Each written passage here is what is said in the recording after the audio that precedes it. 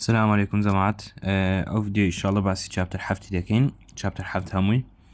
واجر ديتم زو طابون لشابتر حفتي زحمت چونکە شابتر حفت اوي ازعاز زور دوور درێژە فۆرمولای زۆر تێدا یاسای زۆر تێدا بەس ئەوەشی خۆشە زۆر ئاسانە یعنی ئەتی یاساکان لەبەر کە ئەویت کە دیارە شتێکی هیچ ئەو تێدا نییە کە برێن زەحمەت بیتن یان دوور درێژ بیتن هەموو یاساکان لە پێشتە و حەدی دەکەی و هەرەوەندەیە شابتر حفت بە زۆندەیە دوور درێژە ئەوزۆن چاریان پێنج سێکشە با دەست پێکەین. یەکەم شت لە چاپتەر حەفت باسی چ دەکاتن electrical energy and current باسی electrical energy دەکاتن معنی باسی کارەبایە دیسان بەعام و باسی current دەکاتن currentیش دێنە سەری. right equation of mechanical energy ئەو equationە لە پرسیارەکان بەکارنانی لە حەلکردنی بەس هەردەی بزانی چ دەوی لێرە بزانین دەی بزانین کە mechanical energy لە چ دروست لە چ پێک دێتن لە kinetic energy لەگەر potential energy gravity هێز ڕاکێشانی زەوی و potential energy ئیلاستیق و ئەوانە و هەروەها potential energy electric کارەبای یعنی ئەت دەوی بزانین mechanical energy لەو چار شتەی پێک دێتن باشە ئەمەش لەو وەرزەی برین kinetic energy مان بە عام خیندیە چونکە وەرزەکەیت کە بە وردی خینمان PEG potential energy gravity مان لە وەرزەی تقریبا ئەویش بە عام خینیتمان وەرزی یەکەم زیاتر بە وردی خینمان و PE elastic ئەو وەرزەی نەمان خیندە وەرزی یەکەم بە وردی خینمان و PE electric ئەو وەرزەی زۆر بە وردی خینیتمان ئەنگۆ بە زۆر دەبزانن کە mechanical energy لەو چاشتەی پێکدە. If a gravitational force, an elastic force and electric force are all acting on the object, the mechanical energy چ تاوانە بووە المهم مقصدي طاينة كردين غامستا مقصدي أوي دريتن أكر مثلا mechanical energy و elastic potential energy و electric force وأنا همو كار لسر object إيش بكان mechanical energy مان هي. Electrical potential energy is a component of mechanical energy وهذا دريتن PEE أويان potential electric energy بشكل mechanical energy وما خينت. Describe the conditions that are necessary for mechanical energy to be conserved quantity. mechanical energy conserved دەبیتن ئەمە conservation ما خیند لە chapter 6 و لێرانش دیسان باسی دەکاتەوە بەس دەرێتن بەچ لە چ حاڵەتێکیدا mechanical energy conserved دەبیتن لە دوو حاڵەتی ئەویش ئەگەر friction هەبیتن و هەروەها ئەگەر friction radiation نەبیتن یعنی ئەگەر جێک بیتن frictioni نەبی ئەسەوە frictionەها ڕقەبڕک دڕە بەس ئەگەر جێک بی لوس بیتن هیچ frictioni نەبیتن و radiationiشی تێدا نەبیتن radiation وچی سم و ئەشتانەیە ئەگەر ئەو شتانی تێدا نەبیتن دەکا ئەتوو mechanical energy conserve دەبی ئەو باسیێ. electrical potential energy ئەسە لەو مۆزوعی زیاتر باسی PEE دەکەین potential energy electric potential energy هەر دەرێن PE لە ئێستاڕە چونکە PE ئەکانیت کە بەکارنانین ئەوانە بەس هەر ئەوەی بەکارێنین لێ دەرێن PE ئێستا حالیان باسی یەک یاسای دەکەین بەس بەخۆی چەند لە تقریبا 5 یاسای پێک دێتن لە سێکشنی دابێدینە سەریەوە بزانم یان دوو سێکشن دوایەوەی. potential energy باسی یعنی یاسایەکەی چییە negative Q یعنی چارجێکی negative لەگەر جارانی E دەکەین E electric fieldە لە مۆزوعەکەی کە خینمان چاپتەری شەشەم و جارانی distance دەکەین distance یعنی displacement هەر چیانیشتن. electrical potential energy PE potential energy associated with a charge due to its position in an electric field يعني باس ل energy object دكاتن أو energy لبرت لي بيابوا لبروي لتزيج لفلان زي راوستايا أو هوكاري يعني أو راوستاني لو زي دبته هوكاري شي energy كي أز energy كي زياد بيتن كم بيتن ببيت زي electronic يعني ببيت زي object كي دقورتن أو potential energy. Q باسی ئەوەیە چارجە کولومب ئەومە خیندە یونیتەکەی کوڵومە ئیش یونیتەکەی نیوتن پێر کوڵومە و دیش یونیتەکەی میترە یونیتی PE یعنی بە هەمووی جەیە جوڵ چونکەمە خینیتمان PE ئەکان هەمویان یونیتیان جەیە.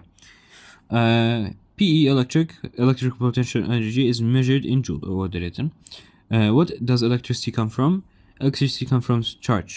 أو ديزاين أجر شتك charge هي بيتن electricity هي دياري واضح حشتتي. The negative sign indicates that the electrical potential energy will increase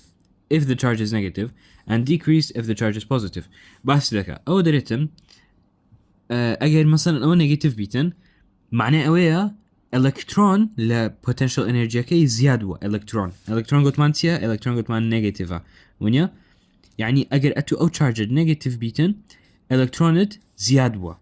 باش بس أجر positive بيتن أو أختي electronet كم بوا تلقان يعني معني أوني أجر أتو negative بيتن اشتكت كمان نخير أجر negative بيتن يعني electron زياد بوا that in a uniform electric field, what factors do the electric potential energy depend on? The electric potential energy push بتسدى بسيطا يعني push بتسدى بسيطا عفوا push بس سيشتي لبستي لسه سيشتي راسته أجا أو سيشتا جورانكاي لسكري أيش جورانكاي لسكري أو سيشتا شتيا Q ED Q electric charge باس ماكر إيش electric field strength وديش displacement يعني distance عينشتا electrical potential energy at some point اسمه electrical potential energy ماخين PE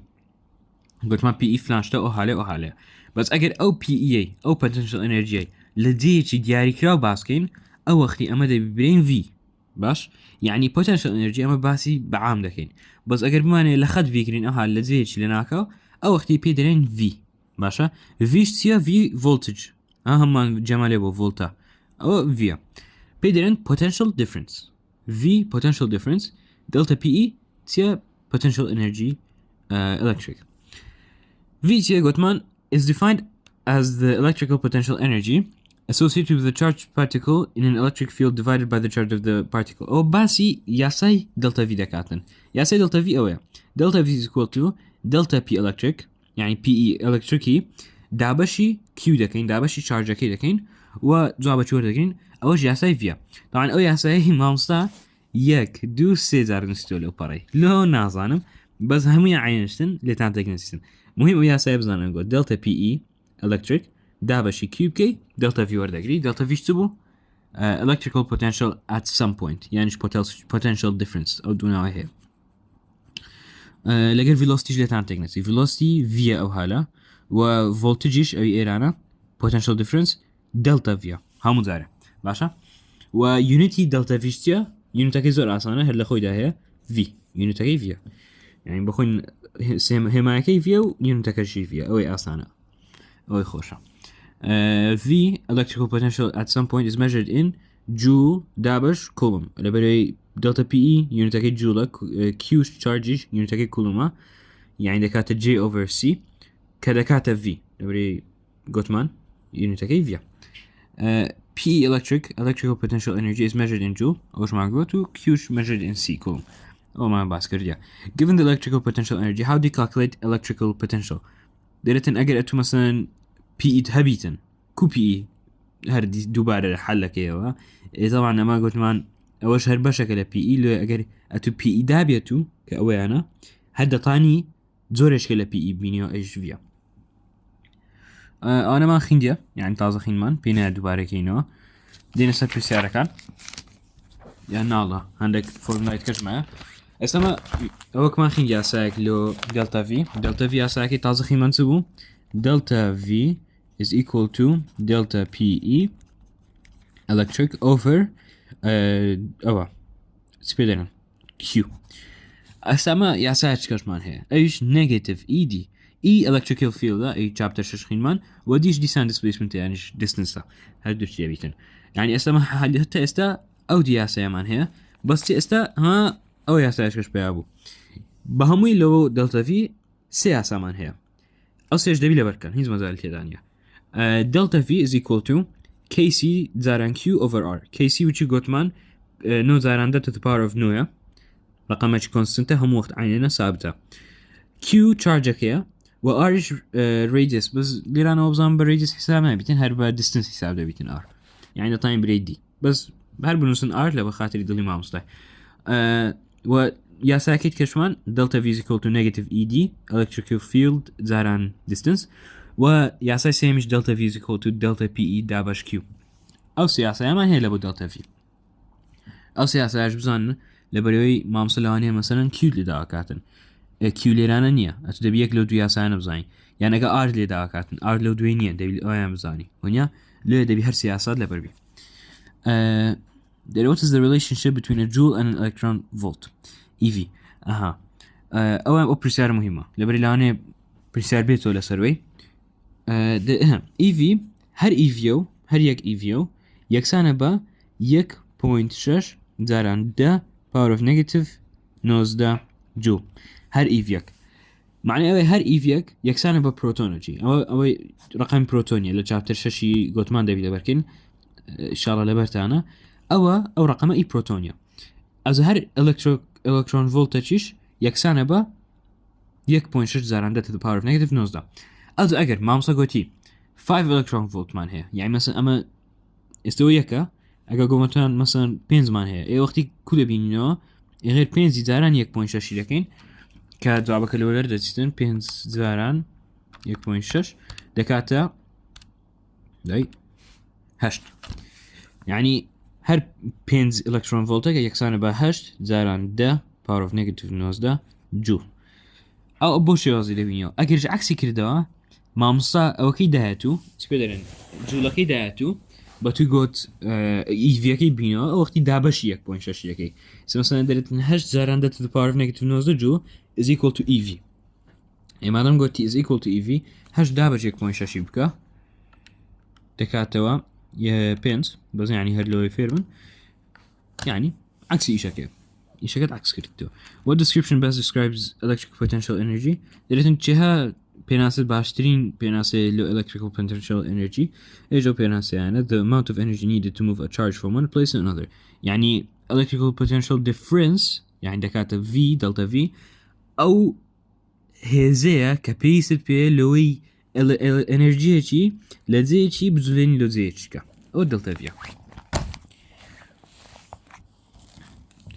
A charge moves a distance of 2 cm in the direction of a uniform electric field. درتن chargeك 2 سنتيم درواتن باشا اما طبعا 2 سنتيم دي بيكنا متر كو زارين ده to the power of negative دي كاين ده 0.2 دو هادرين whose magnitude is 215 newton per coulomb باشا ما خين من او ما خين ديا او يونتا ايتا اي ونيا electrical field ودرت الماgnitude يعني او رقم بس electrical field يعني ايش 215 نيوتن per coulomb. As the charge moves يعني هر دارو كcharge كده زولته its electrical potential energy decreases كم دبتوا by 6.9 times 10 to the power of negative 19.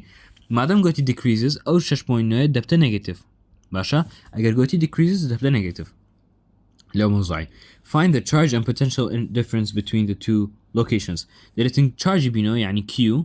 ونيا در Q بينو لقر potential difference باشا باب بينو يكم شد اما كيفنا كان ما بنسين او معلوماتي دايت اما يكم يعني ديا distance قلت ما 0.2 سنتيم دايت اما ونيا تبي كينا متر درين 2 زاران دا power of negative 2 is equal to 0.02 حازك الى حاسبه لنا او متر كمانا سيد كي دايت اما اي دايت اما ای گوتمان سنده 215 نيوتن per coulomb و گوتمان electrical potential energy دایتما is P E is equal to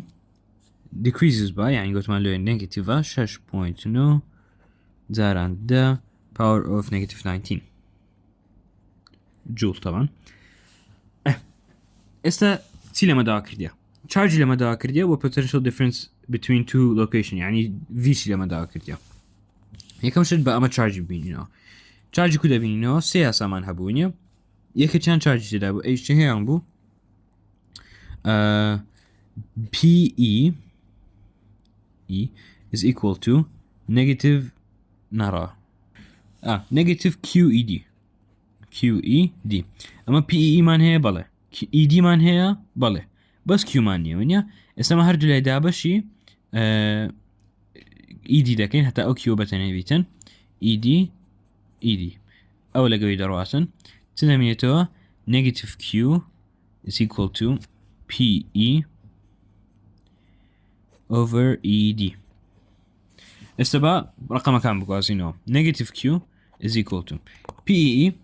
تنبو negative 6.9 زاران دا power of negative 19 دا باش ED ایمان چەندە 215 و دیمان چەندە 0.02 باش ئێستا لە حاسبەی لێ دەین ئەوەی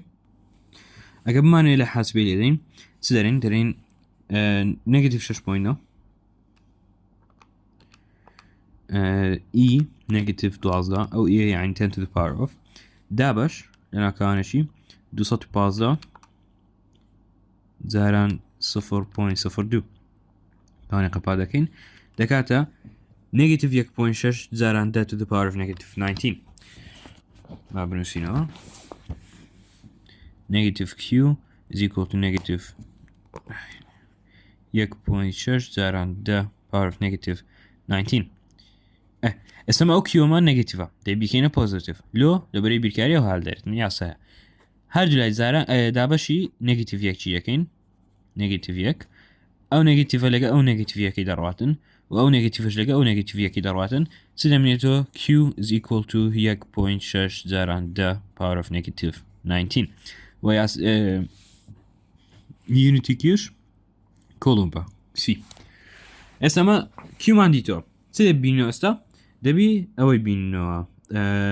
دلتا في دلتا في كده بينو دلتا في اسا شي زور اساني هي درتن دلتا في is equal to negative E D ونيا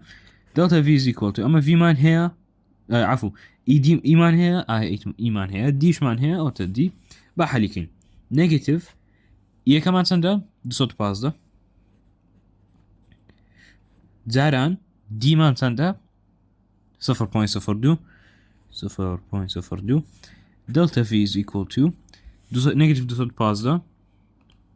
زاراني 0.02 بك لكاتت negative 4.6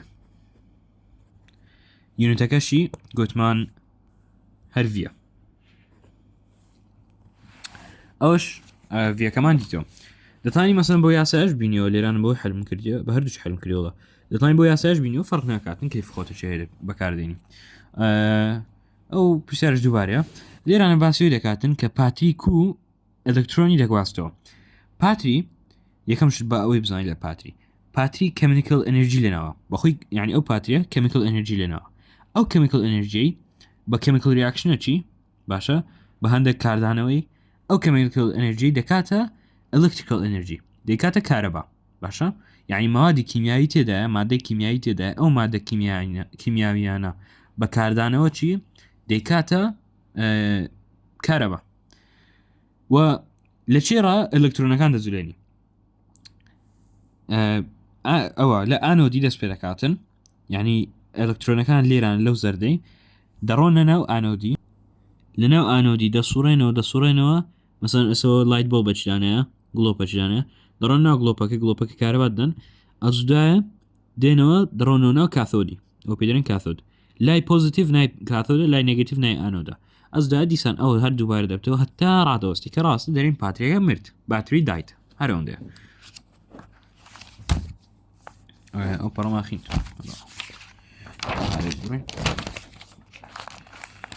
او بسیارانش دوباره حتی او ویدیو که زور دوری دیرش نبیتن سکیپ یکم او 7.1 طابو دينا سر 7 capacitance زور اسانه capacitance لاني هنده چتان يعني لسارشتي لزان لاني اللي لوي بزانن capacitance تيا جهازك او جهاز لو تبكارديتن لو زوشتي بكارديتن بس شتا سرچيكي اويا electrical potential energy PE اي تازه لما خينت اوي لنا خوي هالدقريتن PE لنا خوي هالدقري او يعني ايش سركيتي از لو الشيء ده مثلا دوزشت هيك كمالجان روجانا ما عندها بكاري دينين لو دوزشتي tuning the frequency of radio receiver هالراديو كأوكي دا قوري مثلا frequency كده 0.1 ده 0.5 او رقمانا او frequency انا او بيارمتي او جهازي كلنا سعرتان هي مثلا ان راديو زيات لنا سعري هي حتى استجل سعر نويكانيش اني تبدلن مثلا موديل نويكانيش لبو هم راديو شي هر او بكاردين دي و eliminating sparking in automobile ignition system کە ساری پێ دەکەی کە دگمەکەی دادەگری یان کلیەکەی دەسوڕێنی کە ساری پێ دەکەی غێر دەبی ئەوەک هەیە چ پێ دەرێن وچی چرخە چیە کە ئەو سپارک پێ دەرێن بە ئینگلیزی کە ئەو سپارکەی دەبیتن ئەوەکەی ڕوونەکەی ئاگر دەداتن و مەشینەکە ئیش دەکات ناو ساری نیە ئەوەیە ئەو کەپاستەرە وە دەکاتن کە ئەو سپارکە ئەو شقاتەیە زۆر بەقۆت نەبیتن باشە یعنی ئەوەی دەکاتن باڵانسی دەکاتەوە ئەو سپارکەی ئەگە زۆر بەقۆت بیتن لاانێ مەسەن ئاگری بگریت سارە ئەدەوە وە دەکاتن کە ئاگری نەگریتن سپارکەکەی کۆنتترۆل دەکات واسەیەم شتیش storing energy in electronic flash unit ئەویان نازەم یانچە بەس لۆخەتان لەبەریکەن capacitance لێران دووسێ پێناسەی دایتەمە capacitance چیە the ability of conductor to store energy in the form of electrically separated charges ئەمە باسمان کرد capacitance یعنی conductor capacitance بەخۆی دەزانین چ capacitance abilityەکەیە يعني مثلا مقصد چیە بۆی مقصدم هەیە کەپاستەر جیهازەکەیە capacitance abilityەکەی کو مثلا ئەو مۆبایلی ئێستا دەستمە مۆبایل جیهازەکەی هونیە بەس مواصفاتەکەی ئەوەیە کە دەتوانی بابرین گوگلی بکاتەوە باش کەپاستنسیش هەڵێ جیهازەکە ئەوە کەپاستەرە کەپاستنسیش مواصفاتەکەی چیە the ability of a conductor to store energy in the form of electrically separated charges ئەمە باس پاتریمان کرد گوتمان chemical energy لەناو خۆی دەگەیتن ونیا capacitance مواصفاتەکەی ئەوەیە کە کارەبای هەروەک بچی کارەبای دەتوانین لەناو خۆی هەڵگریتن ئەوەیە capacitance ئەوانیش ئەو دوو پێناسەی بڕک دوور درێژن ئەویان باسی ئەوکەی دەکاتن باسی پێناسەکەی باسی فۆرمولاکەی دەکات پێناسەیە فۆرمولاکەی capacitance چیە Q capital یعنی هەر چارجە دابش دلتا V ئەوە یاسای سیە یاسای capacitance باشە Q over delta V و فۆرمولا ئەوە عفو unity capacitance F ناوی فەراد ئەم پێدەرم فەرهاد ئەزا unity F فەرهاد capacitance of a capacitor measured in farad F is equal to C over V لۆ C over V لەوەرێ Q تیە چارجە unity charge تیە coulomb ئەوە C و delta V unitەکەی تیە V ئەوە لۆیە و unity capacitance گوتمان F کە دەکاتە farad یاسایشکە لە بۆ C ئەوەیە ئەو یاسایە ئەو یاسایەتە ئەو پێی دەڵێن permittivity of a vacuum ئەوە چیە ئەگەر مەسەلەن کەپاستەر لەناو ڤاکیومی بەکاربینی ڤاکیوم چیە ڤاکیوم جێیەکە کە هیچ شتێکدانە یعنی هیچ شتێک نە هەوا نە ئاتەم نە ئۆکسیجن نە هیچ ئەوە پێی دەڵێن ڤاکیوم ئەگەر کەپاسیتەنسی لەناو ڤاکیومەش بەکاربینی ئەو یاسای دەی بەکاربینی یاسایەکەش چیە permittivity of a vacuum ئەوەیە ئەو ڕقەمەش سابتە هەموو زارە عینە ڕقەمە دەبی لەبەریکەین ڕقەمەکەش لێران نووسرا بوو ئەوتانی 8.85 زاران 10 to the power of negative 12 ئەوەش یونیتەکەی تی C square دابش نیوتن میتر سکوێر یونیتەکەی ئەوەیە و ڕقەمەکەش ئەوەیە ئەو ڕقەمە سابتە کۆنستنتە قەت ناگۆڕە ئەوەیانیش ئەی هەریەیە ئەی هەمومان دەزانین یونیتەکەی میتر سکوێرە زۆر لە مێژە 1000 ساڵ دەیخینین و دیش دیستنسە ئەویش یونیتەکەی میترە permittivity of a medium ئەوە ماخینت ئەوە ماخین بابڕن list two ways to increase the electrical potential energy that can be stored in a capacitor دەتون کو دەتانی ئەو کارەبای لەناو کەپاستەری هەڵدەگرین ئەو کارەبای کو بڕی زیادکەن یعنی زیاتر کارەبای بتانی هەڵگرن لەناو کەپاستەری ئەگەر تەماشای فۆرمولایەکەی بکەین دەتانین برین مەسەن ئەو دووە directly proportional ئەو لە ڤیدیۆی چاپتەر 5 باسم کرد directly proportional و inversely proportional چیە ئەگەر ئەو ئەریە زیاد کاتن کەپاستەری زیاد دەکاتن چونکە هەردووشیان لە نمرەی تەرینە ونیە باش یعنی ئەمە ئەو حالە ئەو ڕێگایەک لەوەی کەپاستەنسی زیادکەین ئەگەر ئەمە ئەوەی کەم کەینەوە دووبارە ئەو زیاد دەکاتن یعنی ئەو دوو ڕێگا ونیە و ئەگەر دیسان permittivity of vacuum زیادکەینەوە دیسان ئەو زیاد دەکاتن ئەو سێ ڕێگا ئەوش جوابی پرسیارەکەیە increasing the area of plates which گوتم ئەیەکەی زیادکەین placing an insulating material between the plates ئەویان باز نەکرا لە فۆرمولاکەی و سێمیشیان shorter distance between the two places which دیەکەی باسم کرد.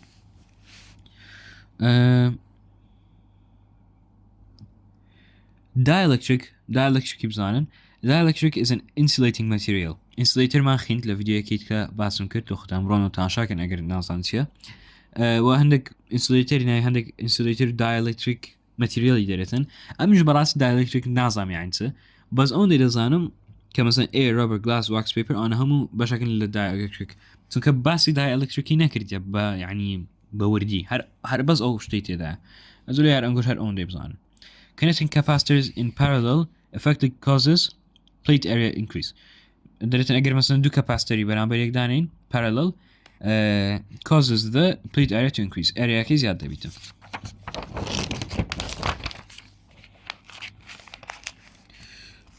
هاتي نسأل فورمولا كاني PE potential energy. فورمولا كاني potential energy تسنا PE is equal to 1/2 Q delta V. دوميان P is equal to C delta V square over 2. The type of formula أنا هاي بنسي زمان عادة تقدر نسيتها. The type بنسي PE is equal to Q delta V over 2. لذاتي 1/2 أولى. يعني the type بنسي 0.0 pins Q V. The type هاي بنسي. هر همو يعني نشتا. ما مصرش همو قبول دكاتن. هم تانا بيباش. دوم فورمولا من أويا C delta V square over 2 ساميان Q square over 2C تارميان ناو هونيا تارمشان أويان ل يونتكي بيش يعني يونت half point خينمان P is equal to negative QED يعني أوتار فورمولا هي لنا كتابي أملي ران أو منسيو حتى لبير تنبيتو أجنا أو نوينيا أو سي نوينا باشا أوتاري هم لبركان أو فورمولاج نوينيا أويان تعزي خينمان وهاد محالك proof كاتن بس proving تام بيس نيانجو لبر كان بسا proving براك زحمته تيجيشني ده والله مش لت proving بيان تينا جيشني ما بس مهم بينات يعني مهم أتبزاين لبر كي طع بسته a capacitor connected to a 12 volt battery holds 36 microcoulomb of charge on each plate. What is the capacitance of the capacitor? How much electrical potential energy is stored in the capacitor? يعني اسمه دو برسيار معناها. يا كم يان دريتن capacitance تاع C ودوام جيان دريتن electrical potential energy اللي هو بينا. بكيف خدت شهية يا كم دقيقة بأما لنا كتاب PE ما يكم ذاكر ديا potential energy. potential energy يا ساكيد سبو لنا شهية سما بكر هنا يا ساي كم بكر هنا Q delta V over 2. Q كمان سي شجبو سي شش زاران دت بار نيجاتيف 12 نيجاتيف 6 و زاراني 12 ما كردي 12 كش فيها سي شش زاران 12 لحسب لي ده دابش جيبكا دكات 2.6 زاران دت بار نيجاتيف 4 وكاباسيتنس او ياساي هر او ياساي خنديت مان Q over delta V لبري أدو رقمي ده ياساي permittivity vacuum بكارنا هنا لبري area و distance هنا ده C is equal to Q over delta V Q كمان وچی گوتمان سی شش زارنده تا پار نگاتیف 6 و دلتا ویش من 12 دا باشم که جواب که دیار سی زارنده تا پار نگاتیف 6 آنش دوباره نه اگر هر یک لو پرسیانان تینا گیشتمون لپرایفتی مساجات ملو بنیرن انشالله لطان رون دکمون لين يصير half point C electrical current بس electrical current يديسان نعرفه ويا كم زاره بس كم زور مخين ده electrical current تيا electrical current flow تيا يعني استدعاشا كوتي تانجينم electron لنا اشتشي دروع منيا خيراي ورجي او رويشتني الكتروني لنا هاشتشي بيتن لنا مثلا كهربائي بيتن لنا اي بيتن لنا جسمي خود بيتن لنا هاشتشي بيتن او فلو او رويشتنا بيدرن current او current يعني مثلا بانوني ببشري بين انه بشر طلبة ما بننزل زيادات ويا او الصف معنا او اللي ران الصف معنا او عليا او الديار نظام شيء او دروات درون ويا او لو بالصف درون اجل اتو رجي او طلبانا غير كده ولا غير خيرايان ويا او بيدرن فلو يعني فلوي طلبة كان واجل فلوي الكترون حساب كواني الكترون اوش كهرباء باشە ئەو وەختی فلۆی ئەو ئەلکترۆنانە پێدرێن کرنت ئەوە کرنتە ئیشاڵە تێگەیشتن کرنت یاسای یەکەمی کە ئەمە دەخینین دلتا Q over delta T یعنی charge over time ئەو یاسایەکەیتی و یونتەکەی چیە ئەیە ئەمپیر هەم ئەوزم یعنی ئەم نازم ئەم زۆر جەم لێ بۆ ئەمپێر ئەجا ئەمپێری شەر لێرانە کرنتەوە یعنی یونیتی ئایا یونیتی کرنتیە ئەو دوو پێناسەی کرنتیە لێرانش باسی یاسایەکەی دەکاتن یاساکەش تازە شەرحم کرد لێران دەرێتن A is equal to C over S لۆ لە برەی یونیتی Q سیە و یونیتی تیش تایمی سەکندە S لێران دێن باز دەکاتن how does the current change if the number of charge carriers increase لێرە ئەگەر charge carrier زیاد کاتن charge carrier چییە ئۆسمەتی لەناو کتابی هەیە بزانم نابینەوە لە بۆتان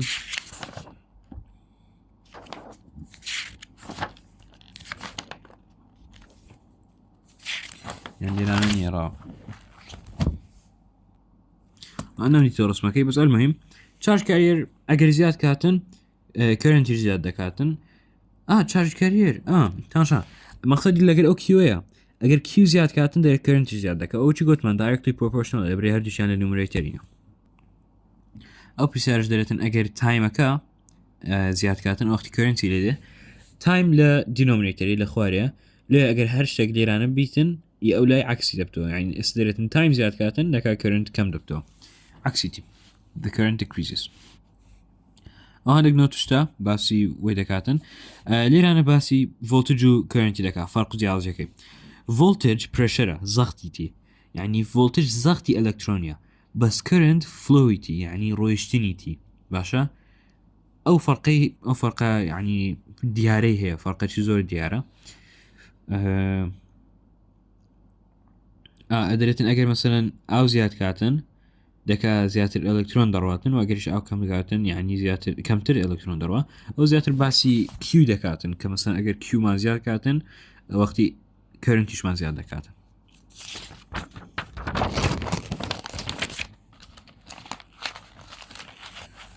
با پرسیارش لێرانە حەکەین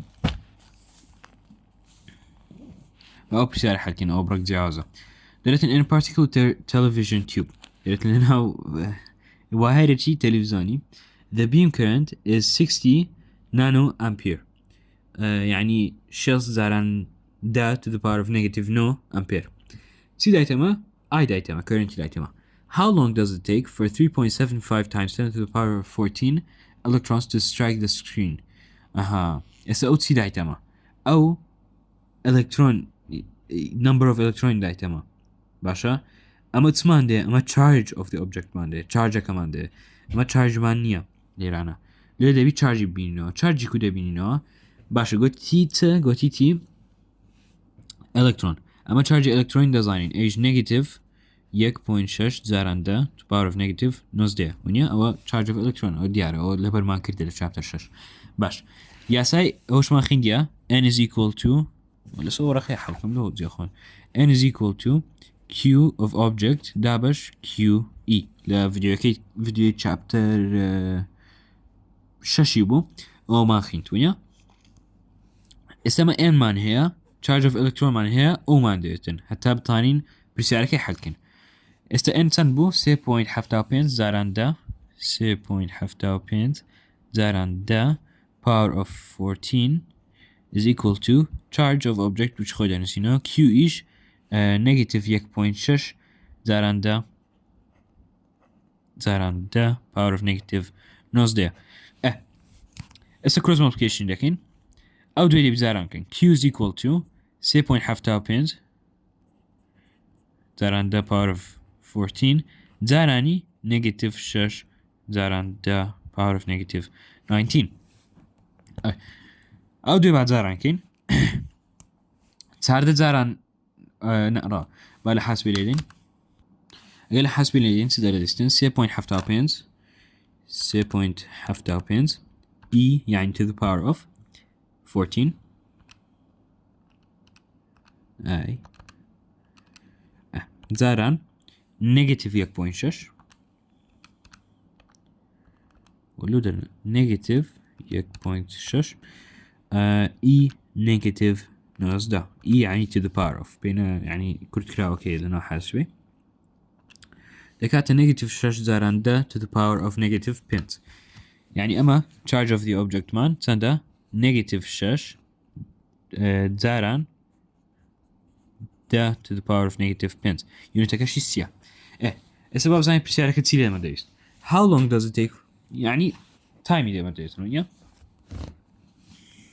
by say I بنسينو I is equal to delta Q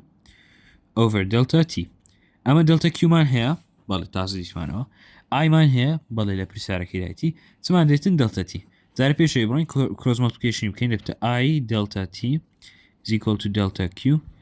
هرجو لهي دابشي I دكين سنكما delta T مان دي بتاني بيتن I لقى I درواتن سيدمين delta T is equal to delta Q تندا تعزيز مانو negative 6 زاران to the power of negative 5 بس ديكينا positive وشي قلت مان همون زاري اگر Q بكار بين لنا برسالة شي بيز قال لو ياساي لياساي N أو ياساي دبي اتو positive اكي بكار بيني يعني negative 6 زاران to the power of negative 5 دبتا positive يعني 6 زاران دا power of negative 5 power كوش خوي لمنيتو همون زاري لتان تقنسي باش ايش تنبو اي قلت مان شست زاراندا شست زاراندا power of negative no delta t is equal to بالا حاسبي اليدين لحاسبي اليدين دنسين 6 e negative pence دابش شست e negative no دكاتا 1000 يعني جوابه كمان 1000 ثانية 1000 second يعني جو تايم رسي مثلا 1 times 10 to the power of يقدوسة تايم رسي 1 times 10 to the power of 3 second هذا الشيء بيتن يزي فرق جهاز ثانية أبوش يوازش أو نعبر سيارة حلكي أنا كرج دوباره وشي قلتم هم زارج داري مو أجر شتشتين جيشتن مسج ملوب نيرن تخوت أنا بس conventional current دكاتن conventional current اشتكى بمعناه زور يعني هالموضوع عجيب بمعناه لو لبروي بنجامين فرانكلين دناسن أو كابراكي $600 كي بنجامين فرانكلين أو كاتي كا أو شيء ديتي توا ويزاني إلكترون باش إلكترون دزان هم حتى صديقين إلكترون لبوزيتيف سايدي دروات نيجاتيف سايدي للاي مثلا أو بوزيتيفا أو نيجاتيفا ويزاني إلكترون ليران دس بيدك أو هال درواتن باشا أو قديم باشان كعلم زانست جورب وبيشكت درسونا بخوي لنيجاتيف دروات بوزيتيف بخوي إلكترون لنيجاتيف دروات بوزيتيف وشي تازي لباتريك خيمان باشا بس conventional current باس تدكاتن باس في دكاتن كأما وحساب كين كلا بوزيتيف دروات نيجاتيف أو conventional current تا دنيا زور خارجي بوم أو مديتو آخري كأوي أو conventional current اشتكى كهم زانا عن استا قناعتي عن بهنا لبوي جاني خوين أصلا كان درين لبوزيتيف دروات نيجاتيف إلكترون بس للراستي دا لنيجاتيف دروات بوزيتيف باشا تيجيشن electrical current راستي كيا كدرين نيجاتيف لبوزيتيف conventional current convenient يعني لبو خوين خوشة لأن positive لنيجاتيف أو دي conventional current لأن أنا بس آيون ديكاتن آيون مان لأوي خين ديال الكيمياء هرشتكى كتشارج positive يعني نيجاتيف يعني بيتن أو آيونا يعني بروتون وإلكترون وإلكترولايت اشتكى كلناو آوي دتاويتوا دتاويتو ديكاتا كوندكتر يعني أجر مثلا اشتكى براتنا كهربائي دقيقتن إلكترولايت اشتكى كودكاتن أو كهربائي بيتن خطر بيتن ليران دريفت فيلوسيتي مان هيا دريفت فيلوسيتي بس في دكاتن كمثلا إلكترون لناو اشتكى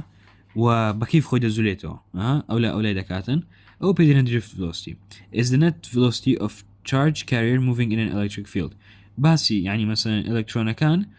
كوي جشتي velocity كي أو إلكترونانية كلناو electric field داشي دادورن كلناو زيج كهربائي مثلا وشي واري يعني أساطيرين منها كإلكترون لنا واري درواتن كوي جشتي velocity كي بيدرين drift velocity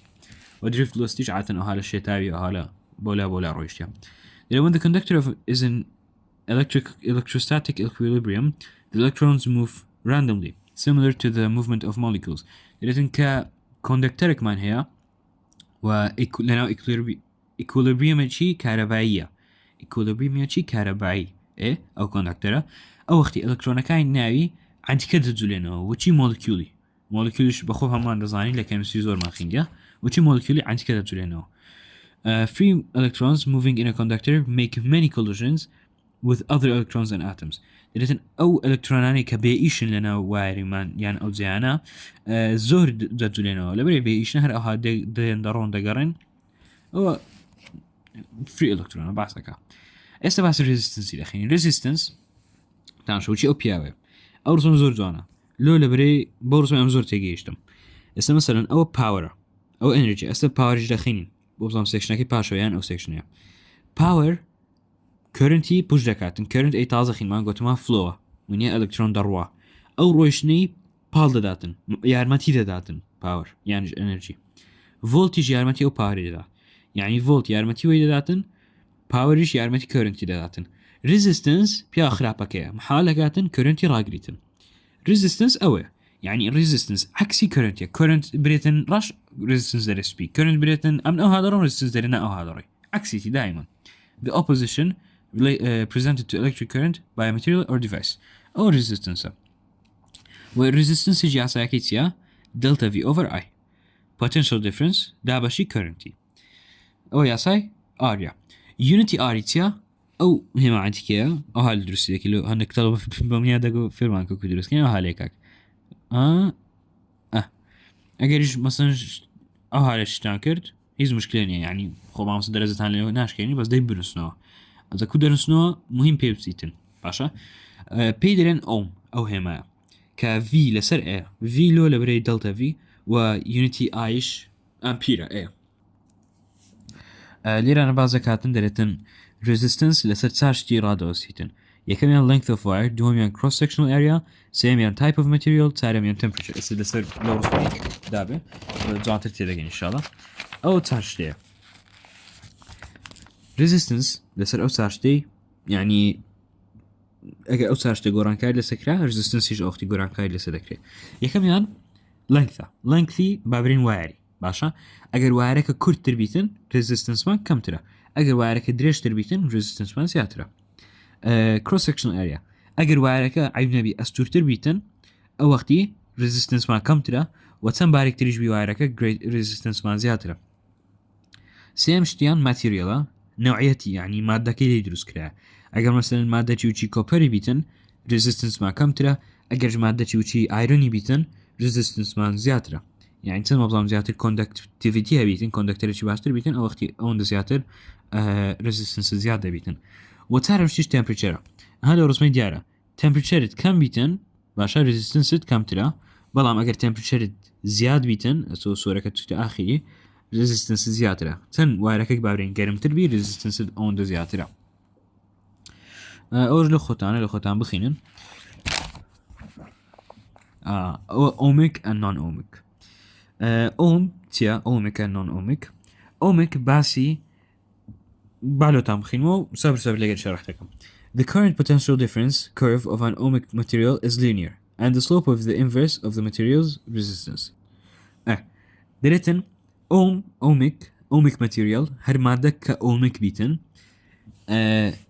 لنوغرافي linear يعني خاتشي راس أوها خوارنا بتو أولي أنا باسوي لك. Ohmic materials have a constant resistance over a wide range of potential difference. درتن هر materialك ohmic بيتن باشا دكا أو materiala resistance ثابتة تقريبا يعني مثلا أتو زور بيزار هر تليبكي resistance تقريبا هر أون دمينيتن نه قوريت resistance باشا أو ohmic materiala. When R is constant, دريتن أجر resistance constant بيتن the current is directly proportional to the potential difference. دريتن أو وقتي current directly proportional.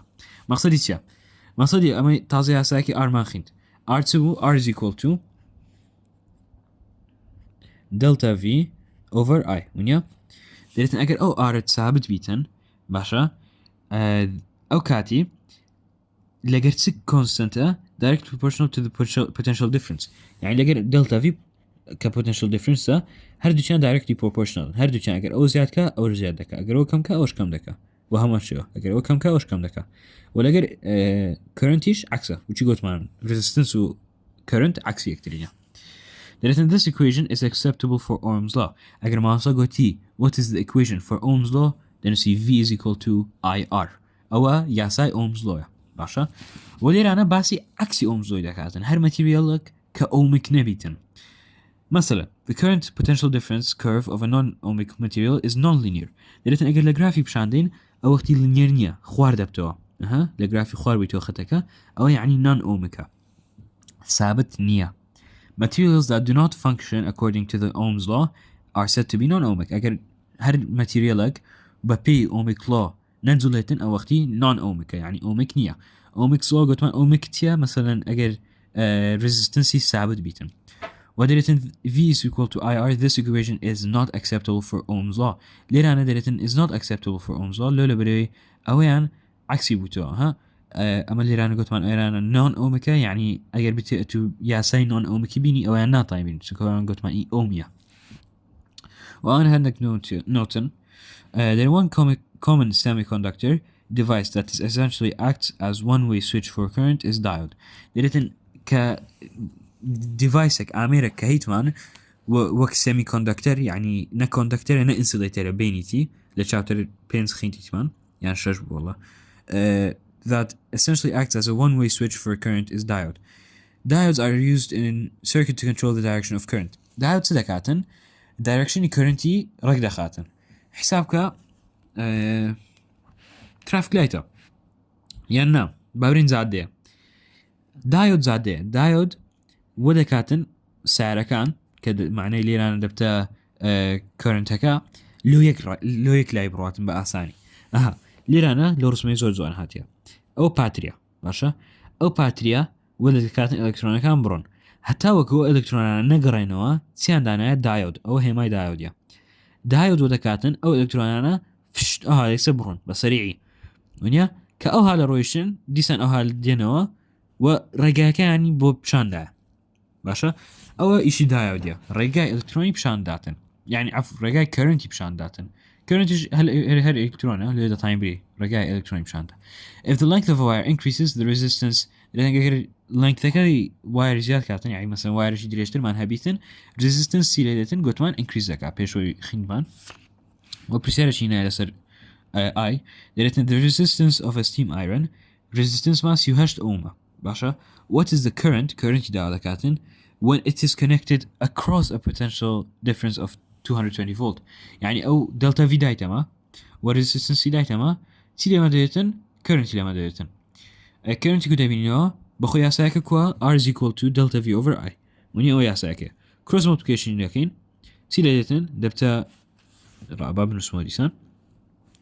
R زارن I دبتا R I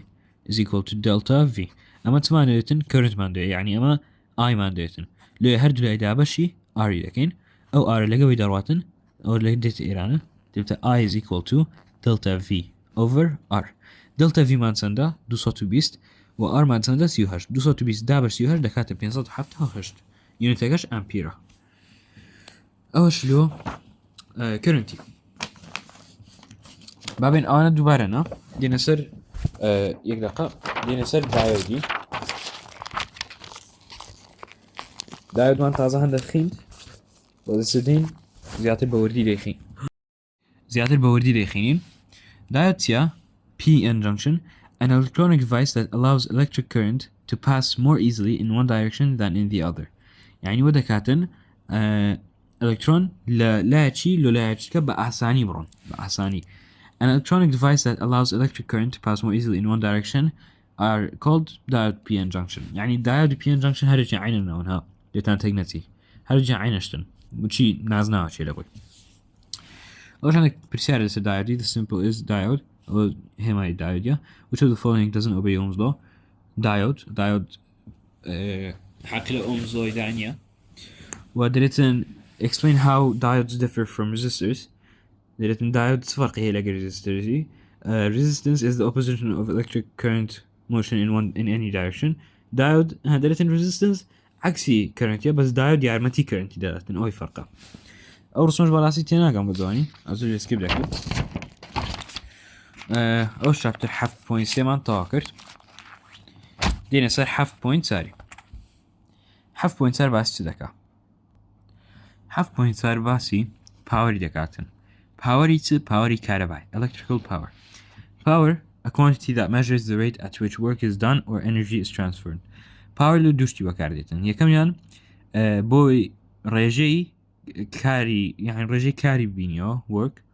يعنيش رجي اوي بينيو energy كو ترانسفورم دبيتن و تنزرع ترانسفورم دبي ترانسفورم يعني يعني دقوري يعني مثلا energy دبتا mechanical energy دبتا radiation يعني كenergy دقوري ببسيطي هذا power او رجية سونيتي ديتنا او رجية power بينز فورمولا هي طبعا opinions فورمولا دبي لبركي بداخو بس دبي لبركي يكم يان power is equal to work over delta time و unity power لبيرم بيش دست بكين unity power watt بدو دن سيتن power is equal to work over delta time او يكلي ينتكان اول يكلي فورمولا كان دوم فورمولا p is equal to power is equal to delta pe over delta time سيميان p is equal to I times delta v وتسارميان p is equal to I squared times r وبينزميشان p is equal to delta v squared over r يعني بينزي فورمولا من هي امن كو فورمولا نم عندك باسانتر اللي بخوم لبركرديا دو قليان دلتا تي لخواريا وبس او دو قليش دلتا تي لنا يكتشان هر يعني اولاني صالح بيميغو هر فورمولاك اگر مثلا r تي دابيتن اويتكا سكوير دا يعني مثلا p is equal to ir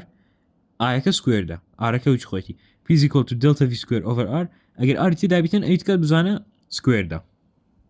او تسارة مهالة بركرد او يعني جلو خوتان لبكن با بزاين باتريسيا باتري هر باتري هم ما دزاين باتريسيا battery maintains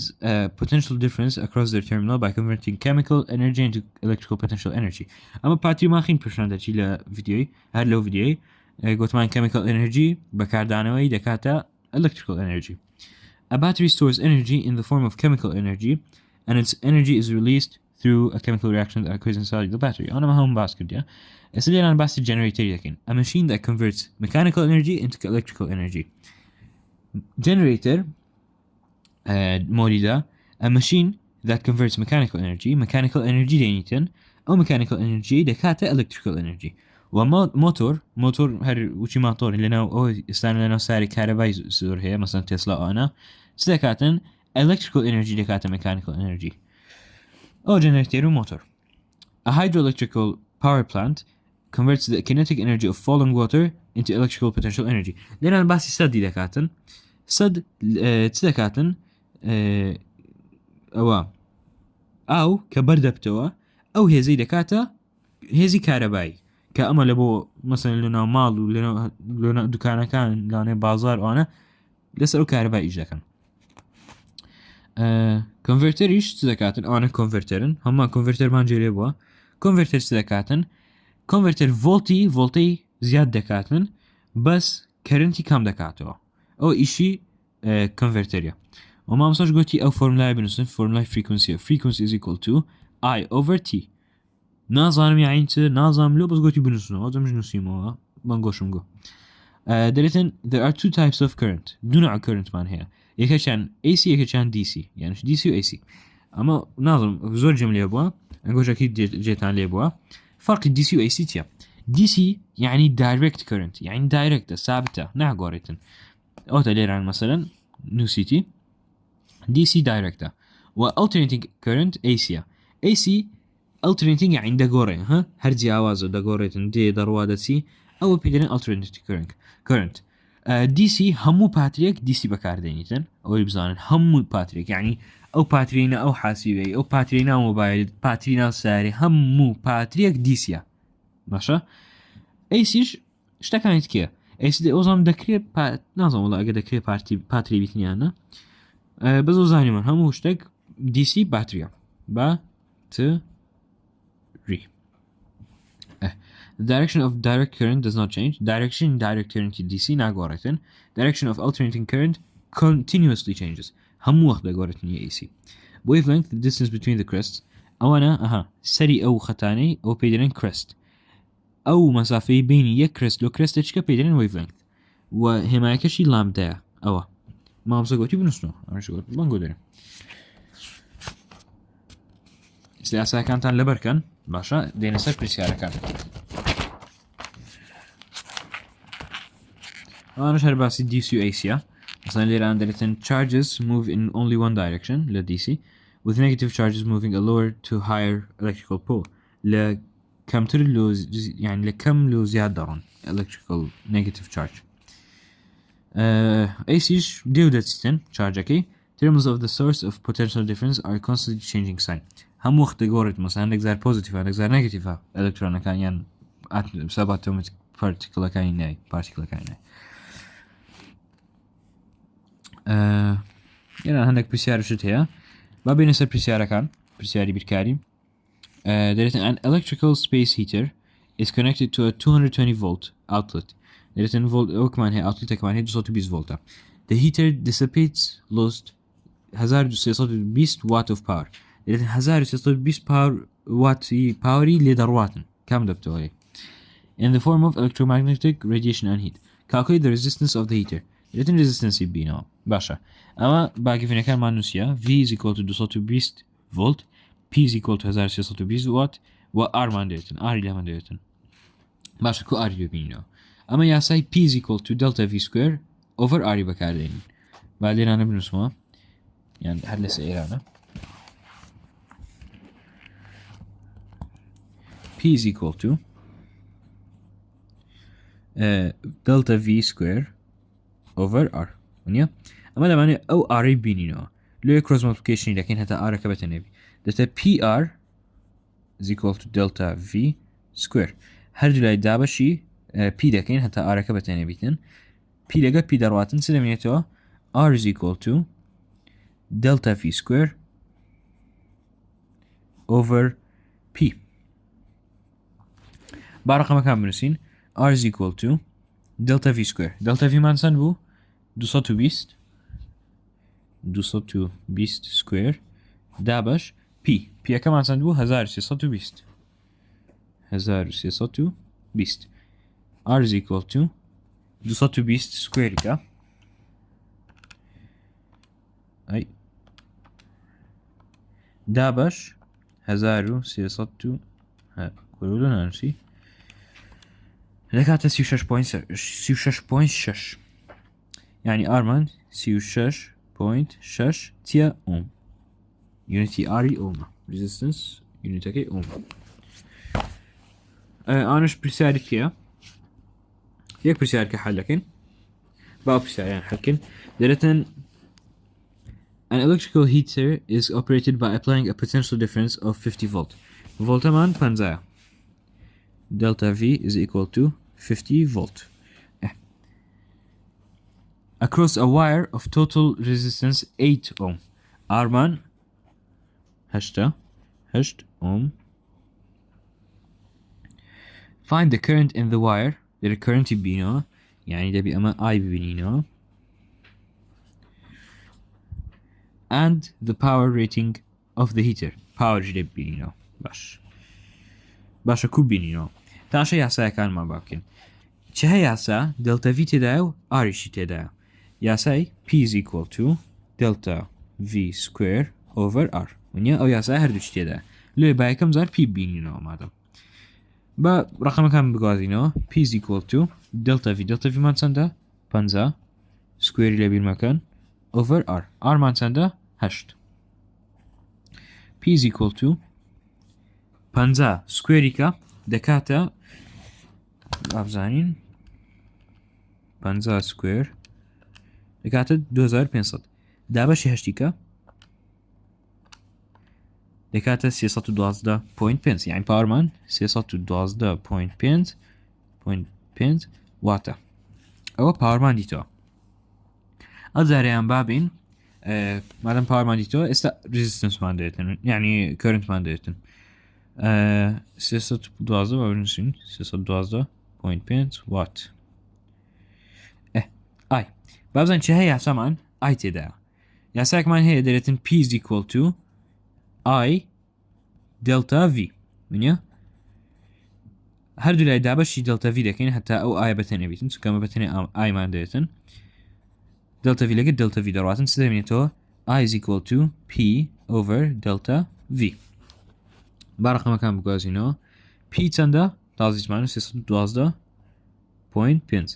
دابەش delta V چەندە delta V 50 312.5 دابش 50 کە دەکاتە 6.25 ئەمپیر یعنی ئەمە ئایا کەمان دیتەوە کە رزیستنس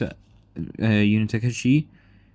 عفو ئایمان دیتەوە کە کەرنتە یونیتەکەشی ئەیە ئەمپیر و هەروەها پاوەرمان دیتەوە کە یونیتەکەی واتە تا ئەو چاپتر هەفتیشمان تاوا کرد ئەگەر هەر پرسیارێکتان هەبوو لە پرایڤەتی لەوەم بنێرن و چاپتر ڤیدیۆکانیش بخینن بە خۆتان مهمە زۆر خاستن مەسەلەن مالتیپل چۆیسەکانی ناوی هەندێک پرسیار فکریش تێدا لەوانێ مامۆستا بینیتەوە مهم بخینن و ئینشاڵڵا هەمووتان نازح دەبن ئەو دەرەجەی وەردەگرن ئەوی بە خۆتان حەستان لێوە پێویستانە خوا حەفیزەمان